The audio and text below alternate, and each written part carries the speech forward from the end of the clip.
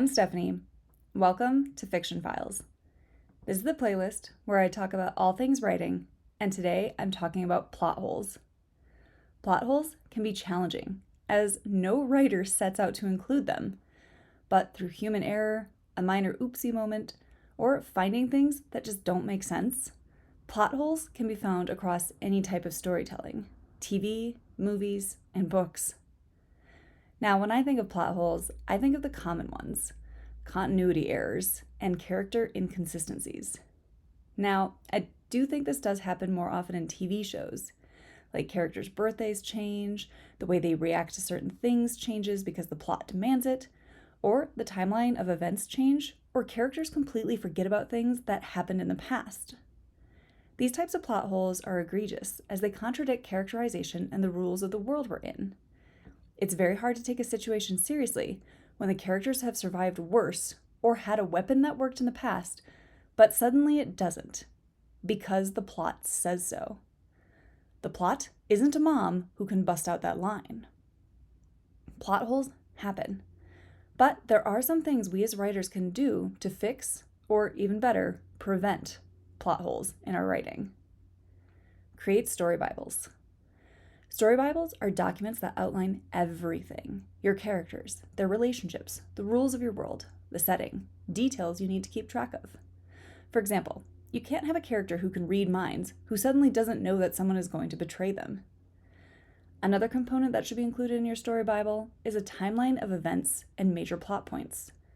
Whether this is a bulleted list of events or you use an actual calendar to plot out major moments, you should know what happened when to keep consistency.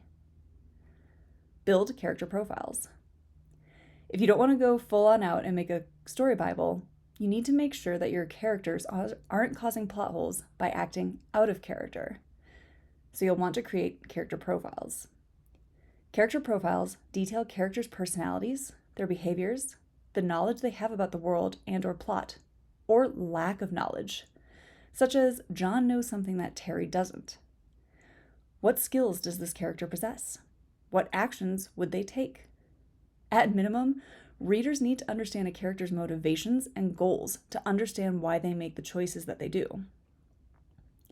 Write a writer's only synopsis. One thing I'll do is write a synopsis that's only for me. I spoil everything in my story so I know what's happening off screen to be able to set up certain scenes in the background. Now, readers won't necessarily know what's going on off page with certain characters, but I need to know how all the characters are moving or acting when not on the page, so there's not a plot hole later of a character randomly showing up when it's logically not possible for them to do so. This is similar to writing out a timeline, but does go a bit more in depth, so choose what works best for you. Do your research. If you're writing a story that takes place in the past or in a different location than where you live, you need to do your research to make sure there are no anachronisms causing plot holes. An anachronism is when someone attributes an event or a thing to a period in which it didn't exist. It'd be like having a car drive by in a story that takes place in 1850, or having a character pay in euros in Italy in 1990. Unless you're writing about an alternate reality or universe, make sure the things you talk about actually existed at that time.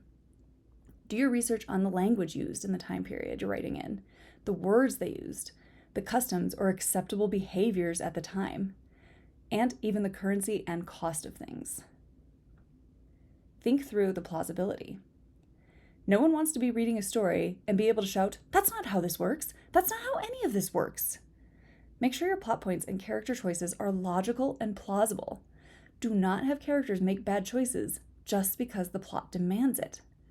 Readers are willing to suspend some disbelief knowing they are reading a work of fiction, but it still has to make sense and be believable on some level. Craft a resolution. Don't leave plot threads or subplots unresolved, unless you're writing a series. If something is set up or given attention, it needs closure. Everything in your story has a beginning and ending, and an explanation as to how that ending came about. Don't leave readers with major plot-related questions. Use fresh eyes. A great way to find plot holes or problems with the story's logic is to have someone else read it who doesn't know the story the way you do. You know how a character gets from point A to point B, but a reader will quickly point out that it's not coming across clearly in the text. Have a friend or family member or a trusted third party look at your story with fresh eyes. What other ways have you learned to fix or prevent plot holes in a story? Sound off in the comments below. Otherwise, thanks for watching Fiction Files.